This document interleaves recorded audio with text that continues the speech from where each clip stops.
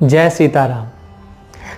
प्रायः यह कहकर प्यारे साथियों कि हिंदू धर्म स्त्रियों के प्रति पक्षपात करता है, हिंदू धर्म को खूब कोसा जाता है, हिंदू धर्म को स्त्रियों का एक प्रकार से विरोधी बता दिया जाता है कि भैया हिंदू धर्म तो वास्तव में स्त्रियों के प्रति बड़ा ही निष्ठुर और कठोर विधान रखता है। लेकिन प्यारे साथियों, क्या हिंदू धर्म की यही वास्तविकता है या फिर बात कुछ और ही है? आज यहाँ इस वीडियो में हम इसी विषय पर चर्चा करेंगे। हम हिंदू धर्म के व्यापक उद्देश्य को जानने का प्रयास करेंगे ताकि हमारी जो यह भ्रामक धारणा हिंदू धर्म को लेकर बन गई है वह दूर हो सके। प्यारे साथियों, जो लोग हिंदू धर्म को और संस्कृति को कोसते हैं यह कहकर कि हिंदू धर्म स्त्रियों के साथ पक्षपात करता है, उनके प्रति कठोर व्यवहार रखता है, मेरी दृष्टि में वे लोग हिंदू धर्म और उसके उद्देश्य को जानते नहीं और उसको न जानने के कारण ही उस पर नाना प्रकार के लांछन लगाते हैं। लेकिन ऐसे लोगों को प्यारे साथियों मैं कहना चाहूँगा कि हिंदू धर्म को पहले आप लोग समझें, उसके सद उद्देश्य को समझने का आप प्रयास करें, फिर बोलें। क्योंकि हिंदू धर्म का उद्देश्य भोग नहीं है, हिंदू धर्म में भोग की प्रधानता है ही नहीं। संसार और संसार के जितने भी सुख प्यारे साथियों आपको और हमको दिखाई पड़ते हैं, भले ही हम लोग ऐसा माने कि हमारे जीवन और जन्म का उद्देश्य इन सांसारिक सुखों का भोग करना ही है, लेकिन हिंदू धर्म यह नहीं मानता। हिंदू धर्म तो जीवन और जन्म का उद्देश्य ईश्वर की प्राप्ति है यह मानता है। आवागमन के चक्र से छूटकर निर्बाध और अनंत सुख में लीन होकर सदा के लिए मुक्त हो जाना हिंदू धर्म का उद्देश्य है। और इसलिए प्यारे साथियों, हिंदू धर्म भोग प्रधान नहीं है बल्कि योग प्रधान है। आप देखें कि खाना पीना, मैथुन द्वारा संतान उत्पन्न करना, फिर सो जाना, ये सब तो पशु पक्षी भी करते हैं। अगर इस दृष्टि से हम देखें तो हमारे में और उन पशु पक्षियों में कोई खास अंतर नहीं है। पशु भी लगे हैं और हम भी लगे हैं वंश की वृद्धि में। इसलिए मुझे लगता है कि पहले तो हमें यह समझना होगा कि भैया हम पशु नहीं हैं, हम मनुष्य हैं। और क्योंकि हम मनुष्य हैं इसलिए हम पशुओं से अलग हैं, भिन्न हैं। और पशुओं से भिन्न होने के नाते हमारा उद्देश्य भी उनसे भिन्न है, अलग है। उनका उद्देश्य है भोग और हमारा उद्देश्य है योग। इस बात को बस समझना है प्यारे साथियों। अगर इस बात को हम लोग जो है समझ गए तो हिंदू धर्म के व्यापक उद्देश्य को भी हम समझ पाएंगे। आप देखें कि जिसका जो उद्देश्य होता है उसी के अनुरूप उसका विधान भी होता है। और क्योंकि हिंदू धर्म का लक्ष्य, उसका उद्देश्य मोक्ष है, इसलिए उसी को सामने रखकर जो जैसा अधिकारी है उसके लिए वैसी ही व्यवस्था हिंदू धर्म में की गई है। पुरुषों के लिए ब्रह्मचर्य, वानप्रस्थ और संन्यास, इन 3 आश्रमों की व्यवस्था है जो कि कठोर त्याग और तपस्या से संबंधित है।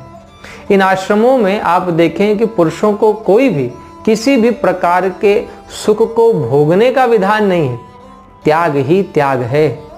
केवल पूरे जीवन का एक चतुर्थांश काल ही प्यारे साथियों ऐसा है जिसको हम गृहस्थ आश्रम कहते हैं, जिसमें पुरुष के लिए सुख भोग का विधान है। उसमें भी आप देखें कि बहुत सारे फिर अलग अलग नियम हैं। लेकिन वहीं दूसरी ओर अगर हम स्त्रियों की बात करें तो उनके लिए ना ही ब्रह्मचर्य आश्रम का विधान है और ना ही संन्यास आश्रम का। वानप्रस्थ में भी आप देखें कि स्त्री को अपने पति के साथ जाना है या बच्चों के साथ घर पर ही रहना है, इसका निर्णय भी स्त्री की अपनी इच्छा पर ही है। इस तरह अगर हम इस आश्रम व्यवस्था पर ही विचार करें तो हम पाएंगे कि वास्तव में हिंदू धर्म में स्त्री और पुरुष में कोई भी पक्षपात पूर्ण भेद नहीं है। प्यारे साथियों, दाम्पत्य जीवन में आप देखें कि जब यह कहा जाता है कि एक स्त्री का धर्म है, उसका कर्तव्य है अपने पति की सेवा करना, तो बहुत लोग ऐसे हैं जिनको यह बात अच्छी नहीं लगती।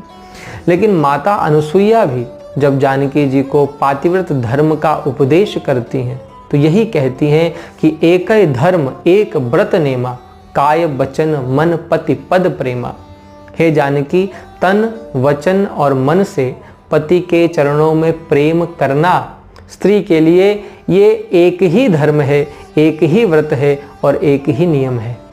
इसका तात्पर्य है कि पुरुषों के लिए तो धर्म शास्त्रों में आप देखेंगे कि अनेक धर्म, व्रत और नियम कहे गए हैं, किंतु स्त्री के लिए एक पातिव्रत धर्म को छोड़कर और कुछ नहीं कहा गया है।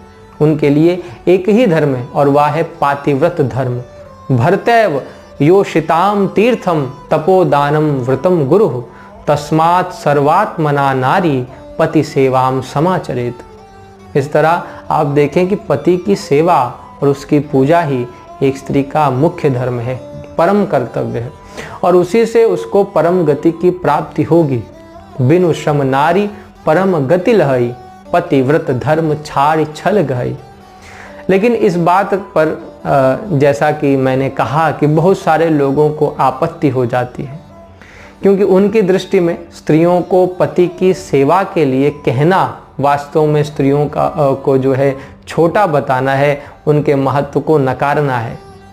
किंतु प्यारे साथियों, हमको यह समझना होगा कि किसी स्त्री को अच्छा पति मिल जाए जो सदा उसको पलकों पर बिठा कर रखे, या किसी पुरुष को मनोअनुकूल पत्नी मिल जाए जो सदा उसका ख्याल करे, उसके लिए समर्पित रहे, यह विशुद्ध रूप से स्त्री और पुरुष दोनों के ही प्रारब्ध पर निर्भर करता है। आप देखें कि पति को स्त्री कैसी मिलेगी या स्त्री को पति कैसा मिलेगा, यह ना तो पुरुष के बस की बात है और ना ही स्त्री के। प्रारब्ध कर्म जैसा होता है, हमको और आपको संबंध भी वैसा ही प्राप्त होता है। इसलिए पति कैसा भी हो या पत्नी कैसी भी हो, हमको और आपको चाहिए कि पाणी ग्रहण संस्कार होने के पश्चात, यानी कि विवाह होने के पश्चात, उस संबंध का हम निर्वाह करें। क्योंकि सच बात तो यह है कि प्यारे साथियों की प्रारब्ध ना चाहते हुए भी आदमी को भोगना ही पड़ता है। इसलिए प्रारब्ध के कष्ट दूर नहीं किए जा सकते, हाँ, लेकिन उन्हें पुण्यप्रद अवश्य बनाया जा सकता है। जो कष्ट भोगना ही है, आप देखें कि अगर हम उस कष्ट को रोकर पछताकर भोगेंगे तो हमारा मन अशांत और व्यथित हो जाएगा। लेकिन अगर हम भगवान का स्मरण करते हुए जीवन में आए हुए सुख और दुखों को हंसते हुए धैर्यपूर्वक भोग लें तो प्यारे साथियों बात बन जाएगी। वह हमारी तपस्या हो जाएगी, हमारा कर्तव्य हो जाएगा, हमारा अंतःकरण उससे शुद्ध हो जाएगा, हम पाप मुक्त हो जाएंगे और प्रभु को प्राप्त हो जाएंगे। आप देखें कि दाम्पत्य जीवन में कई सारी समस्याएं आती हैं, मैं मानता हूँ, किंतु प्यारे साथियों हर समस्या का समाधान डिवोर्स नहीं है। माना कि पहले संबंध तोड़ने की कोई व्यवस्था जो है धर्मशास्त्र द्वारा समर्थित समाज में नहीं थी, आदमी को संबंध कैसा भी हो उसका निर्वाह करना ही पड़ता था। आज आप कह सकते हैं कि भैया आज हम क्यों सहें, क्यों निर्वाह करें, क्योंकि आज तो समाज में डिवोर्स की व्यवस्था है, हम जब चाहें पुराना संबंध तोड़कर नया संबंध जोड़ सकते हैं। हाँ, आप ज़रूर ऐसा कर सकते हैं, लेकिन प्यारे साथियों आपको यह समझना होगा कि दाम्पत्य जीवन का उद्देश्य कामोपभोग नहीं है। बहुत लोग सोचते हैं कि विवाह इसलिए है कि हम अपनी कामनाओं का भोग करें, ऐसा नहीं है। ब्रह्मचर्य का कठोर तप इसलिए नहीं है कि उसके बाद विषयों में लीन हुआ जाए। पुरुष के लिए गृहस्थाश्रम संतान परंपरा बनाए रखने के कर्तव्य का एक साधन मात्र है और कुछ नहीं। वहीं स्त्री के लिए यह उपासना का समय है, पति उसका उपास्य है, उपभोग्य नहीं। और पति जब उपास्य है तब वह सुंदर है या कुरूप है, गोरा है या काला है, इत्यादि प्रश्न फिर व्यर्थ हो जाते हैं। आराधक जो है वो शालिग्राम जी की बटिया के रूप और गोलाई आदि का विचार नहीं करता। उसके लिए तो वह सच्चिदानंद घन परमात्मा का साक्षात स्वरूप ही है। उस मूर्ति का अपमान भगवता अपराध का एवं नरक का हेतु है।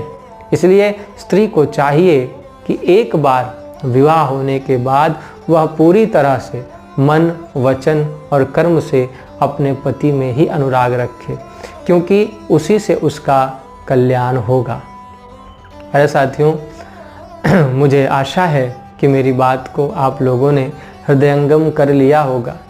इस विषय का निष्कर्ष बस इतना ही है कि हिंदू धर्म का विधान अगर पुरुष के प्रति और स्त्री के प्रति कुछ और है, यानी दोनों के प्रति अलग अलग जो विधान दिखाई पड़ता है, तो उसमें कारण कोई व्यक्तिगत राग या द्वेष नहीं है, बल्कि स्त्री और पुरुष की अपनी प्रकृति और स्वभाव है। इसलिए यह कहना कि हिंदू धर्म स्त्रियों के साथ पक्षपात करता है, मेरी दृष्टि में ठीक नहीं है, उचित नहीं है, क्योंकि हिंदू धर्म तो वास्तव में स्त्रियों का सबसे अधिक सम्मान करता है, उसको जगत जननी जगदम्बा के रूप में देखता है। प्यारे साथियों, इस वीडियो को देखने के बाद आप लोग अपनी प्रतिक्रिया को कमेंट के माध्यम से हमें अवश्य लिख भेजें, ताकि हम भी आपके विचारों और भावनाओं से जुड़ सकें। आपसे फिर मुलाकात होगी ऐसे ही किसी अन्य वीडियो के साथ। तब तक के लिए आप सभी को जय सीताराम।